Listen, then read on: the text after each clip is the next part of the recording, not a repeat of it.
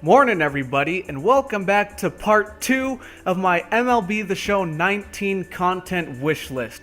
Alright, if you guys missed part 1, I'm going to go ahead and leave a link in the description as well as an end card at the end of this video.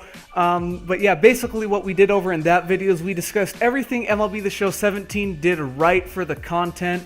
I'm going to be going over a lot of that as well in this video, but I suggest you guys go ahead and watch that video. I don't think it really matters if you watch part 1 before part 2, but yeah, make sure you guys go check out that video. Also, I wanted to let you guys know that I do have a brand new upload schedule, so I'm going to go ahead and flash it on the screen real quick for you guys. For those of you guys who may be new to the channel or just don't know, I am a college student, and last week was kind of me trying to figure out all the, my schedule and my classes and all that fun stuff. But yeah, because of my school schedule now, this is going to be my brand new upload schedule. You're still getting 4 videos a week and possibly a couple of streams, but just on different days, just for my own sanity. Just to balance YouTube and school and all that fun stuff. I just wanted to let you guys know. But now I guess we can go ahead and get into the meat of this video, and that is content that I would like to see in MLB The Show 19. Alright, so as we all know, MLB The Show 18's content, my bad, was extremely lackluster this past year, alright?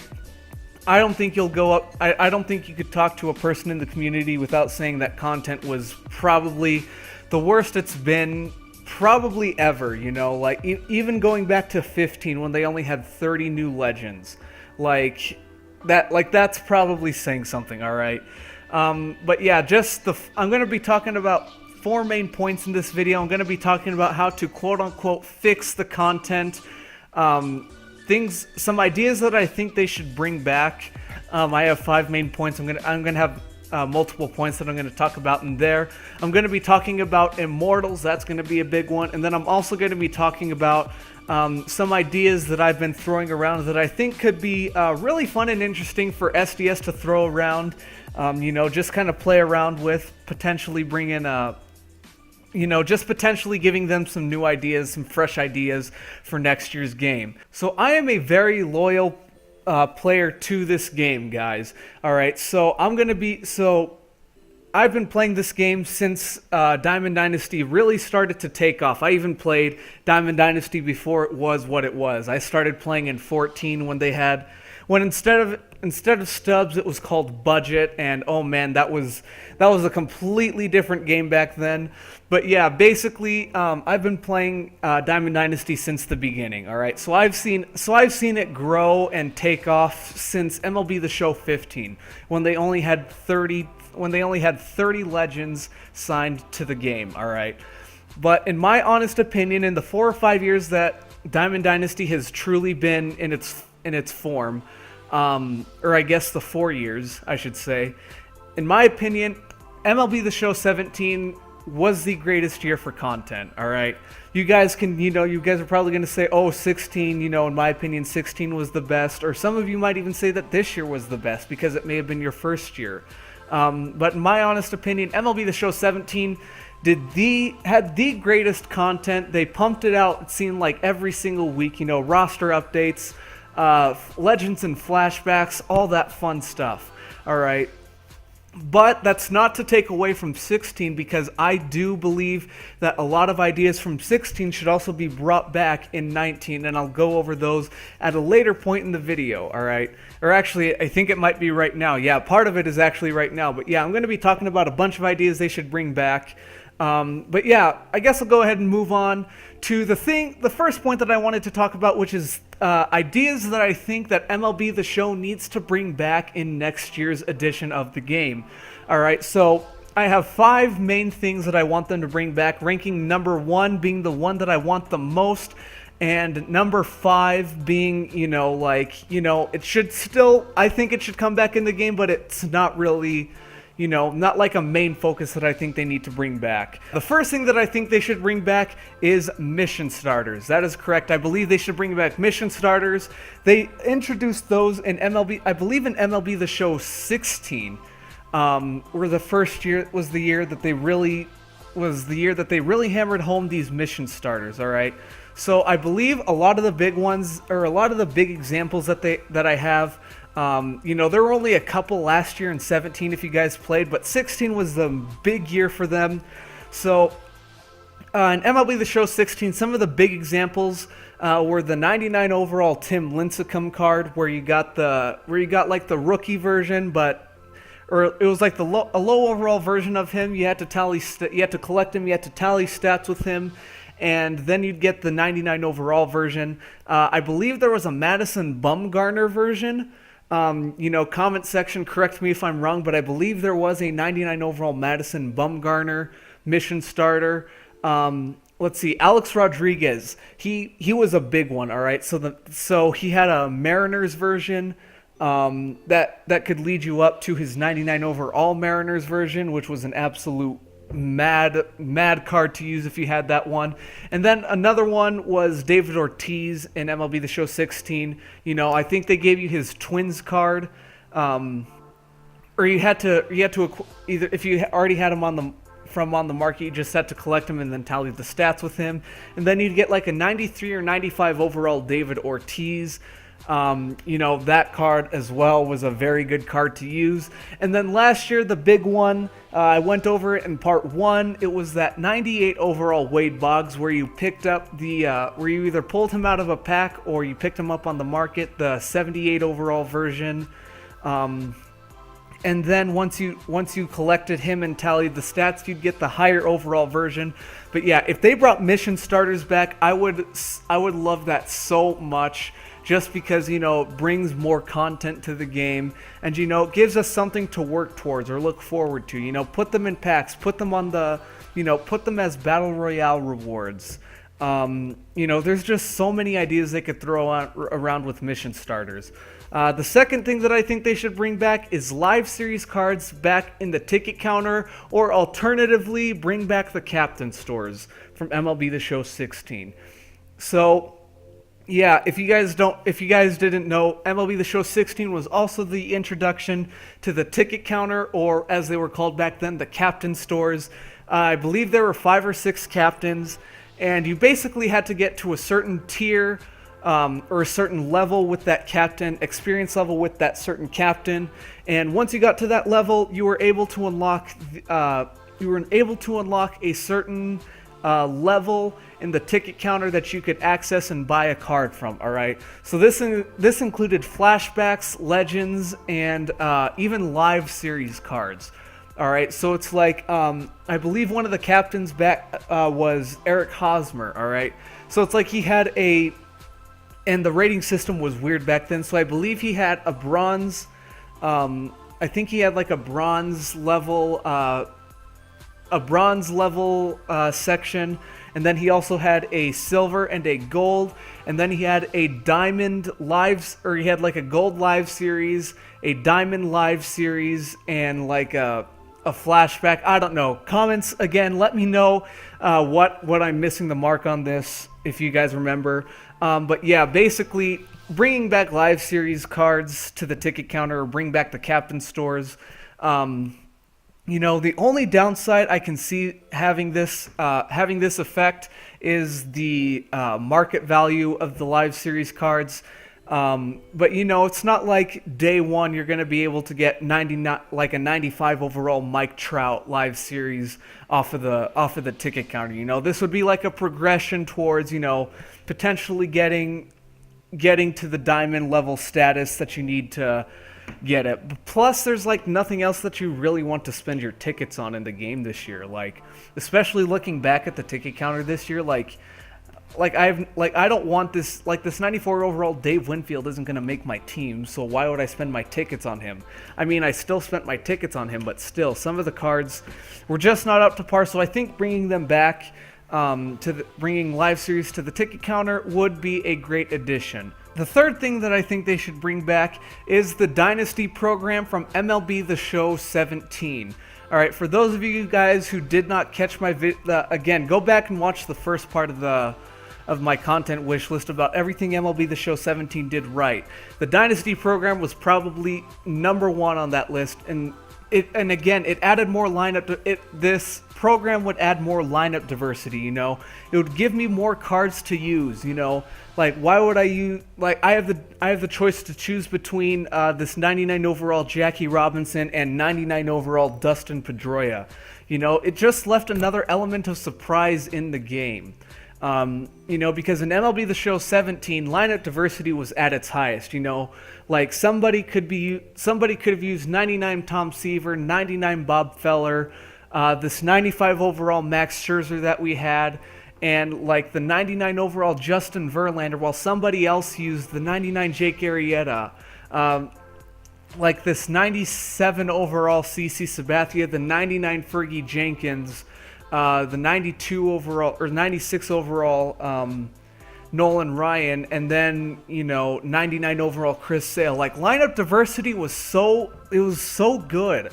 Like you didn't know what kind of team you were gonna face. Like you knew that you were gonna be at the same caliber level as that player, but you didn't know what his team was gonna look like. Just because there were so many different cards you could use at every single position. But yeah, bringing back the Dynasty program, bringing back like the program packs and all that stuff, just give us more content. That's all we're really asking for in this next year. Fourth thing I think they should bring back are the My Career missions from MLB The Show 17. Once again, I discussed this back in the part one of this video or of this content wish list. But the My Career missions gave us so many stubs, and it gave cards so much more value on the market, and it made every single game that you played worth something. All right, so it's not like I've discussed this so many times, but this year one of the big things was the grind against the CPU and how. Like, if you wanted to get one single mission done, all you had to do was hit and quit. That was the main thing. That was the main thing that, got you a lot of these cards this past year. I think if they want to get rid of the hit and quit, bring back the My Career missions, because, again, so many stubs, allow us to buy more cards on the market, buy more packs if we wanted to. But yeah, bring that back for next year's game. And then the fifth and final thing that I think they should bring back are the player epics. This could go back to 16, but mostly back to 17. It would bring back more lineup diversity. From last year, the Sean Green, the 92 overall Sean Green, the Ubaldo Jimenez. Warren Spahn was one of them. Steve Finley was another. Ozzie Smith. Again, it just adds more lineup diversity, and it throws in another element of surprise that we can possibly throw at our opponent. The second main thing that I wanted to talk about in this video are the Immortals. Oh boy, is this going to be a fun topic to talk about in this video. But honestly, guys, I'm probably going to go on a rant at some later point about my final thoughts or closing thoughts about the game. But yeah, in my honest opinion, Immortals coming back in MLB The Show 19 is a 50-50 chance. All right, so I think they either bring them back or they don't bring them back at all. All right.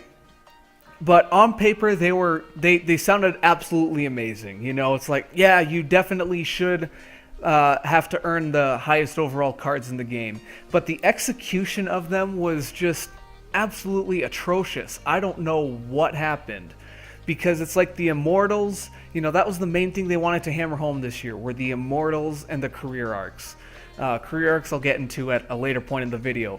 But for the Immortals, it's like once you unlocked these Immortal cards, all other cards were absolutely useless to your team. All right, I know there's many exceptions, especially in the bullpen, but for the most part, like in the lineup, it's like once you unlocked Ken Griffey Jr., why would you go back to using 94 overall Duke Snider?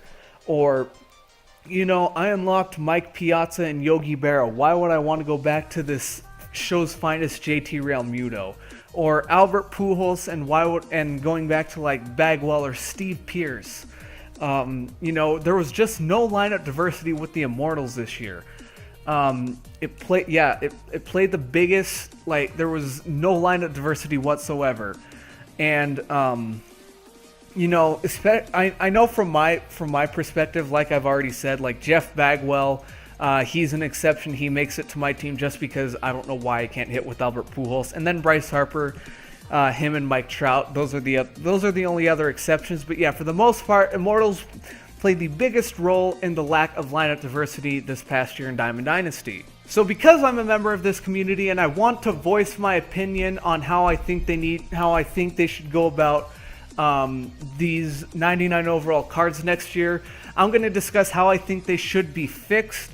So San Diego Studios, sit back with some popcorn because I'm going to go over what I think, and my honest opinion, how Immortals should be approached next year. All right. So first of all, with the Immortals, I think you should not bring them back. All right. I know it's probably going to be a 50-50 chance, but I don't think Immortals should be brought back whatsoever.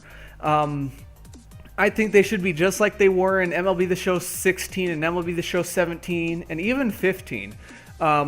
They should just be straight 99 overalls, because this year with the way Immortals worked, they were treated as the highest overall cards in the game. All right, these were the guys that you wanted to unlock. All right, and basically with that kind of logic, they were basically classified as the only good cards in the game. All right, which made a bunch of these other cards lose their value the second they got released. Because once these Immortals got released, everything else was completely obsolete. But yeah, these were basically treated as the Immortals were basically treated as a step above every single other card. And I think, even though I'm not gonna lie, like Tom Seaver and Nolan Ryan and Stan Musial and Vladimir Guerrero, yeah, they were a step above everybody, or they're in like a class of their own. But for the game's purpose, if they want lineup diversity, they need to bring them back down to the same level as everybody else, to make everybody else seem like, like debate between cards like, oh, do I want to use this 99 overall Max Scherzer, or do I want to use this 99 overall Nolan Ryan? It just adds another element of surprise to the team. But yeah, going back on that, they need to find another way to make the other cards useful. I know 99 overall is the highest that you can get, but try to find a way to make like the 90 overalls and the 93 overalls and the 89 overalls more useful than they actually are. I think a main reason why there isn't much of a level playing field for like the Immortals compared to the other guys is the fact that we have 100 plus stats. I think, in my honest opinion, I think they should take those away, because even though like Tom Seaver and Nolan Ryan, their strikeouts per 9 are clearly better than Jake Arrieta's or CC Sabathia's, who are they're still great strikeout guys, but Nolan Ryan and Tom Seaver, those guys, like you look at their names and you get intimidated, all right? But yeah, taking away the 100 plus stats and make the playing field a lot more level. Again, going back on that lineup diversity thing. And again, the 100 plus stats, they tanked the values of cards so much this past year. Like, why would I go, and it has to do partially with the hitting engine, but I think you guys can kind of catch on to what I'm talking about. But yeah, it's like, why would I go buy the 90 overall Jacoby Ellsbury when I could go get the 76 overall Joey Gallo?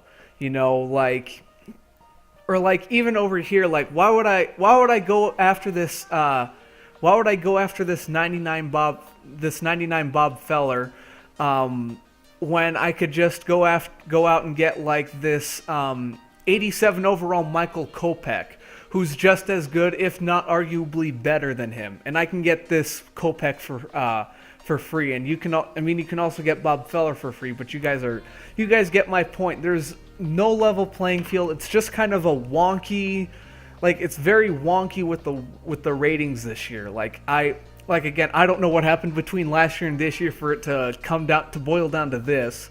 But yeah, it just tanked the value of so many cards. But yeah, if they do, but I'm gonna take another direction. If they do decide to keep the 100 plus stats, which is a very strong possibility, then I think they need to make the cards that were so good at one point, like the new Ian Kinsler, the new Cliff Floyd, like the Jacoby Ellsbury, the Troy Tulowitzkis of the world, even Roberto Alomar. Like, dear God, what happened with that? But yeah, I think they need to bring those stats back up to like level out what they think, or like level it back out to the standards that they were in 17, you know, because Cliff Floyd was a 97 overall and so is Ian Kinsler, and they dropped 10 overall points, and their cards from this year to last year are, you know, it's like you clearly see that they faced the nerf, all right? But yeah, I don't know how the rating system works, but I think if they keep the 100 plus stats, they need to figure out a way to bring the cards back up to par with what they once were. Continuing on to the 99 overall player train, in my honest opinion, I think that you do have to earn your 99 overalls, all right? So I think the highest overall card in the auction house should be a 98 overall. You know, maybe you could even cap it at a 95 overall. But yeah, you guys know what I'm trying to get at. Or you guys will understand what I'm trying to get at here in a second.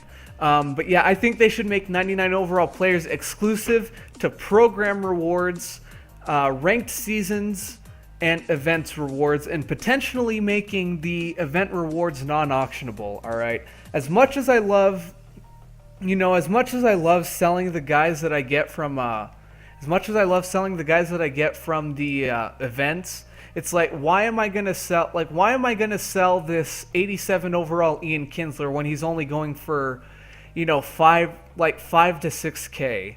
You know, it's like I might need the stubs at the time, but it's gonna add another card into my inventory that I could potentially use at a later date. You know, like, he might not make my team right away, but you know, use him, like, again, adding onto the lineup diversity thing.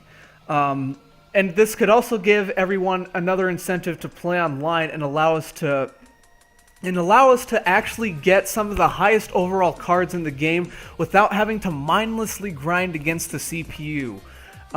You know, you guys probably know. You guys probably know as much as I do. But yeah, just like how ridiculous the grind against the CPU was this year.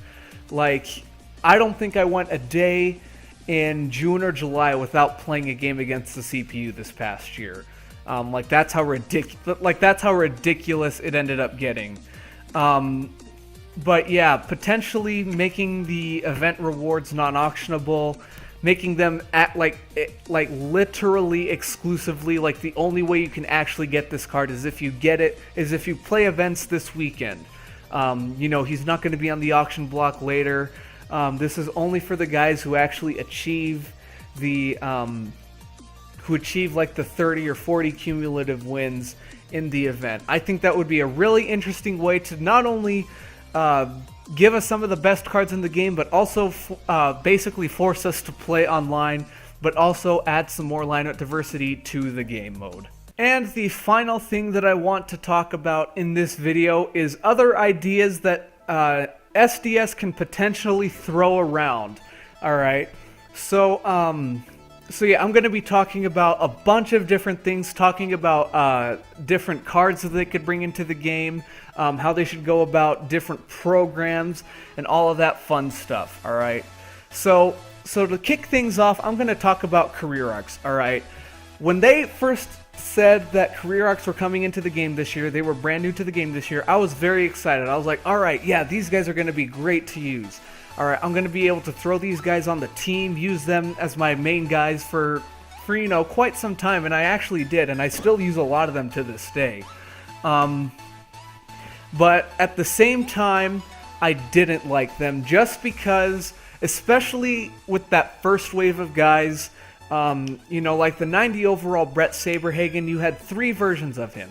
You had the silver version of him, you had the gold Mets version, and then you had final 90 overall postseason reward card. But basically what I'm trying to get at is I did not like having the same player in 3 different versions, alright? Because I think SDS knows, and even I know, that I am not going to be using his silver or his gold version like at all in the future, like period. Like I might use him for a team build, but that's about it, all right? I'm not going to be using his gold team or his gold card on my I'm not going to be using him on my main team by the end of the year. So I'm going to talk about how I think they should approach like career arcs next year if they do decide to bring them back. Again, guys, all of this is just purely assuming that everything in this year's game comes back, which I don't think it does. But yeah, so I think they should do it I think they should approach the career arcs like MLB The Show 17 did and add another flashback or legend in there. Instead of having, the same guy in 3 different versions, having, Don Sutton's Angel version and then having his rookie version and then his final 90 overall. All right, so I decided to throw an example in here. So the 88 overall Jack Morris, all right. So for those of you guys who don't know, he has the 61 overall common relief pitcher version, and then he has the 80 overall Twins version, and then you have the final 88 overall postseason version of Jack Morris in the game right now. The way the career arcs went was that if you started a certain mission, if you did a certain mission, you'd unlock that Jack Morris, and you would tally stats with him, and then you'd move on, get some more missions. Once you unlock the 80 overall version, tally stats with that card, and then once you tally stats with that card, you would ultimately get to the 88 overall version. The way I think they should approach it, with the career arcs at least, is start us off with the lowest overall version of that player's card. Alright, so for Jack Morris, it would be the 61 overall version. You give us that card right off the bat so we can start the grind right away.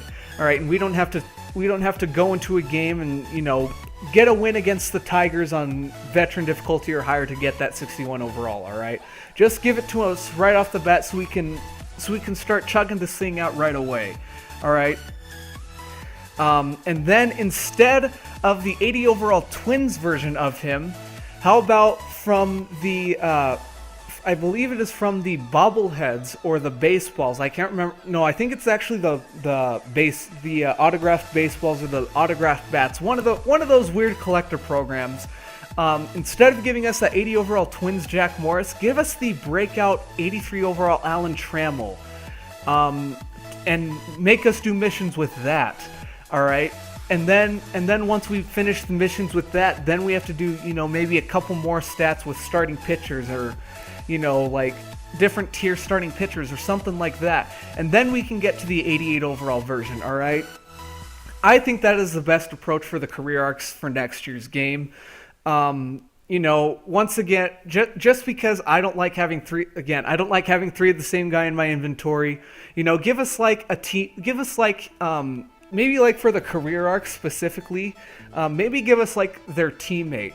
So I guess for Trevor Hoffman, you could give us like I'm trying to think of a good example over here. Maybe for this Fergie Jenkins, you give us a player from the Chicago Cubs that was with him on the Cubs. Like maybe like a rookie Ernie Banks or something. Like I don't know if Ernie Banks played with Fergie. I didn't really do my research before this, but you guys get what I'm going on about, all right? Give us because they're called career arcs, give us a teammate, legend or flashback version of that card before we can unlock the final version, and just add some more lineup diversity. That's what I'm going to be hammering home that's what I've been hammering home throughout the entire video. But yeah, and just keep adding more cards to my inventory. That's all I really want. I want to be able to collect all of these cards. I don't just want 3 Jack Morrises. I want, just give me 2 Jack Morrises, the lowest and the highest overall version, and then like one of his teammates. I think that would be a pretty cool idea. Another thing about the career arcs that I didn't like too much was how difficult the grind was. All right, so I'm not so much talking about the first wave, because the first wave we got our first career arcs done like what, the first couple of weeks, 2, 3, maybe even 4 weeks into the game. The first wave was actually fairly easy to get done. The only thing that was really holding us back were those pesky programs, or the souvenirs. That's a different tangent for a different day. All right. But yeah, I'm more talking about the second wave of career arcs that we had. And I'm talking about like the starting pitchers and, just like everything. All right, like even the relief pitchers were ridiculous. It's like you had to pitch like get like 300, 400 strikeouts with gold and diamond starting pitchers for Fergie Jenkins, and then you had to get another 200 to 250 strikeouts with silver, bronze, and common starting pitchers. All right, so that is like well over 50 games against the CPU to get just one starting pitcher. All right, and yeah, you can get multiple missions. You could get like some of these hitting missions done, but even the hitting missions were ridiculous. Like for Mike Schmidt and like Albert Bell, for Albert Bell you had to get left fielder and right fielder stats done. All right, so like for both diamond and gold and silver, bronze, and commons. All right, so that was 4. That's what, 4. If I'm doing my math correctly, that's 4 different things. You were basically doing 2 career arcs to get 1. It was absolutely ridiculous. But yeah, but allow us to like tally some stats both offline and online, because especially for like the starting pitchers and like even the relief pitchers, nobody really tallies holds and saves or like strikeouts, especially online. Saves and holds, I do those in Conquest, and then strikeouts for the most part I'll end up doing those in games against the CPU. Like, don't make the grind for career arcs so difficult. Yeah, I just like that grind was absolutely ridiculous. Like the easiest one for me was Barry Larkin, and even at that one was a little bit too ridiculous. Next thing I wanted to talk about for the career arcs is that there need to be more waves. All right, there needs to be more than just 2 waves of career arcs. So this past year, as you guys know, we got the first wave of career arcs, the ones that we all got at launch, that we all had access to, and then around mid to late June, we ended up getting the second wave that led us to finishing these immortal cards. In my dead honest opinion, that is not nearly enough. All right, there definitely need to be more than 2 waves next year, if they do decide to bring them back. And again, it's going to go back to the lineup diversity argument. All right, so if I were SDS next year, the way I'd start it off is, I'd start off the same exact way I did this year. All right, so we give everybody access to these, 13 career arcs to start off the year. We get 1 player at each position, so catcher, first base, second base, third base, shortstop, left, center, and right field. All right, so that's 8 position players. And then we get 3 starting pitchers, so 1, 2, 3. All right, and then maybe 2 or 3 relief pitchers. So yeah, between 13 and 14, you can maybe even do like 15 career arcs to start off the year. All right, just to make it an even number, just because that was giving me a little bit of OCD for a second. But yeah, and then honestly, create like 4 or 5 waves throughout the year just to keep content alive. Maybe make one at launch. Do one in May. Do one during the end of May, beginning of June. Give us one during the All-Star break. Give us one, post-trade deadline. Give us one when the postseason is about to start. That's honestly the 5 best times that you could possibly release content. But yeah, I think there definitely need to be more waves, and have it exactly like that. Just have 15, have 15 career arcs for every single wave. And if I'm doing my math correctly, 15 times 5, that's going to give us 75 cards just in career arcs right there. That's 75 different lineups that you could possibly have. And then the final thing I wanted to talk about with the career arcs is keep these exclusively to guys who only had like 4 to 6 solid years during their playing careers, and then just kind of taper it off.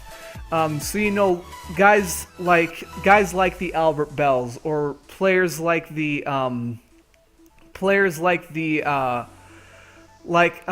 don't know, like Zach Greinke, for example, the CC Sabathias of the world, the Rob Nens, guys who only had a solid 5 years and then just completely fell off, or it took them a while to break out. Chase Utley is another great example.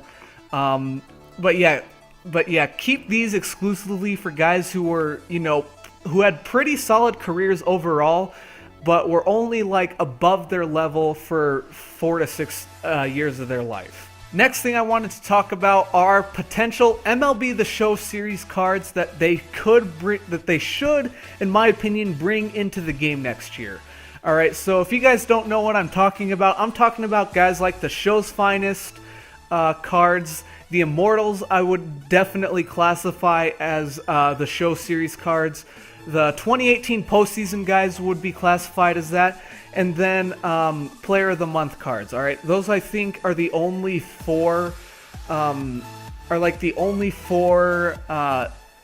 MLB The Show series cards in the game. Everything else, you could probably go onto eBay and type in that card and eventually find it on the market. You could find this. You could find the 93 overall Albert Bell card, in real life somewhere. Topps actually made that card. But yeah, I'm talking about cards that MLB The Show made up on their own, and their own design team, their own graphics design team put these card designs together, alright? So the first idea that I have for them is On This Day. Alright, this is kind of taking one of 2K's ideas, because I believe they introduced that to the game this year.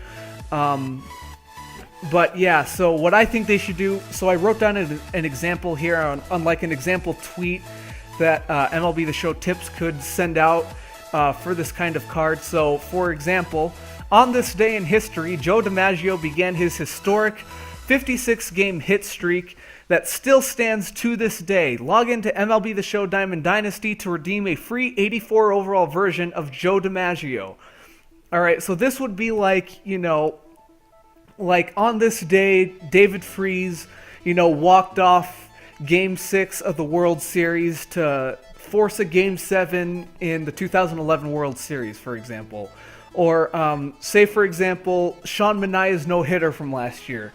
On this day, Sean Manaea ended up throwing a no-hitter against the red-hot Red Sox in a shock victory against the team. Come claim a free 79 overall version of his card. Just give us free, it's content. It's free content. Just keep giving us this kind of stuff. And I'm not saying that Joe DiMaggio is coming into the game next year. I just use that as an example. Yeah, Legend Wishlist, I'll talk about that later in this video. But yeah, honestly, I think On This Day cards would be a pretty interesting add to the game next year. The next card that I want to talk about are Player of the Month cards, alright? So, I know, yes, Player of the Month cards are a thing, but I think they need to divide it up, alright? Divide it up into the Pitcher of the Month and the Hitter of the Month. And keep the same structure that Player of the Months have, just do it separately for pitchers and hitters. And I'm talking about you give us 6 different hitters and the final reward, and then 6 different pitchers and the final reward.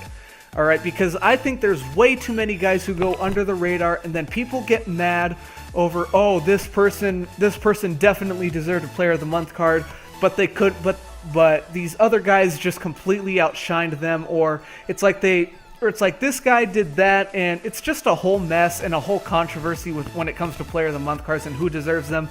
So just divide it up into hitters and pitchers, give us like 3 relievers and 3 starters, and then, hitters, give us just 6 hitters at any position, and then the final reward card for each.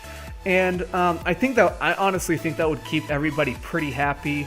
But yeah, just, completely scrap the entire player of the month idea, split it up into both pitchers and hitters. The final card that I think they should probably do is called Under the Radar, alright? So I threw in another example here. This is basically talking about a guy who could potentially receive an upgrade, or like a live series upgrade during the roster update, or he hasn't really been shown that much love from the media, or, you guys know what I'm talking about. He's basically been flying under the radar the entire season.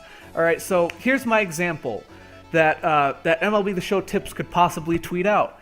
It says, have you seen Travis Jankowski lately? In his past 10 games, he has a 378, 408, 559 slash line, along with 3 home runs, 15 RBIs, and 10 stolen bases.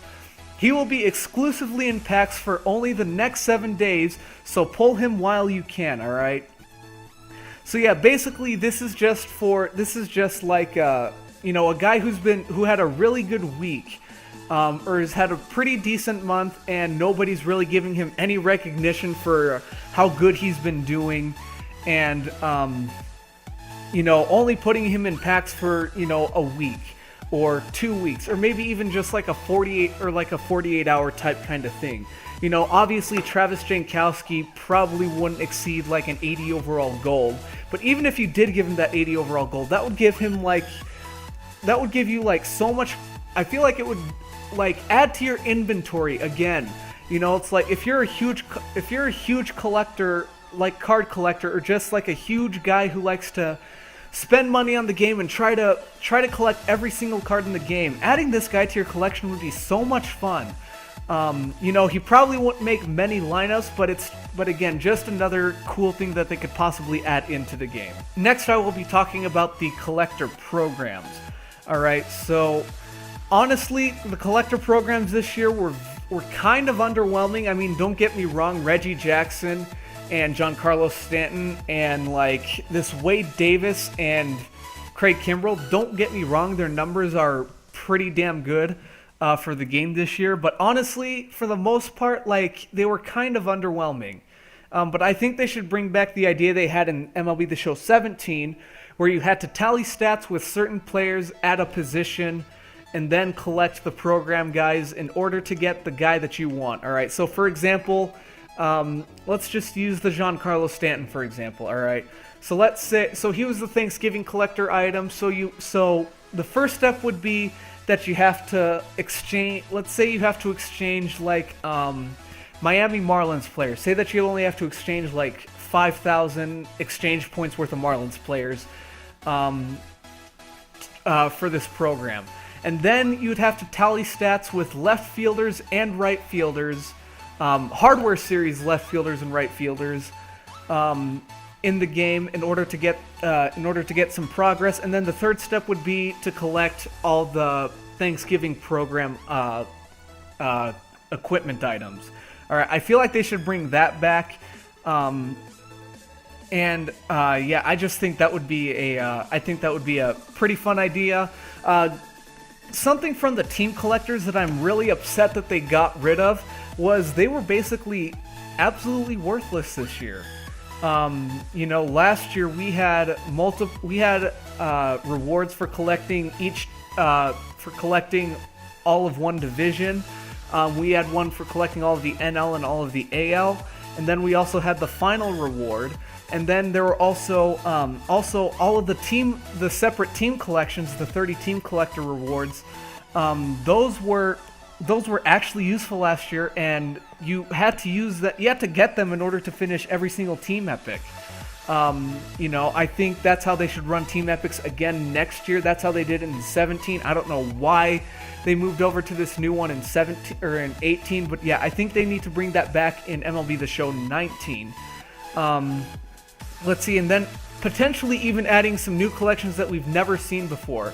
One of the examples I have right here, or the only example that I have right here, could be like collect all live series first basemen in Diamond Dynasty and receive 15,000 stubs, 45,000 XP, 1,000 tickets, and receive a 92 overall Fred McGriff. All right, just something simple like that. Again, adding cards, giving cards more value on the market. You're adding another card to your inventory. It gives you an incentive to finish all of the team collections. You get a little bit of extra loot. Plus, who doesn't want a free 92 overall Fred McGriff? Or I mean, it's not free, but you guys get what I'm going on about.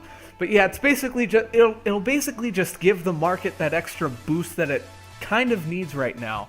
And then maybe even add pack exclusive collections, kind of like NBA 2K is doing. So like how NBA 2K has like the I think they had one called like the High Flyers.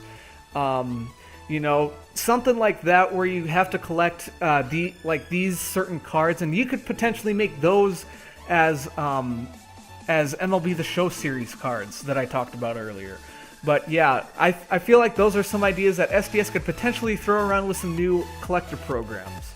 Making online rewards worth grinding for is probably the one thing that I think they definitely need to hammer in next year.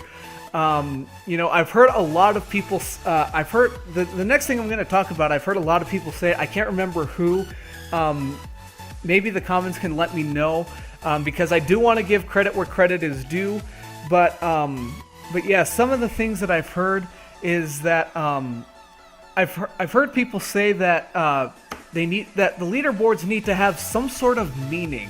I think Sparky has definitely talked about this. But yeah, I can't remember some of the other guys that I've heard this from. I know there's a lot of them, but the leaderboards need to mean something. Like if I'm number one, I should be rewarded for that instead of just getting this World Series.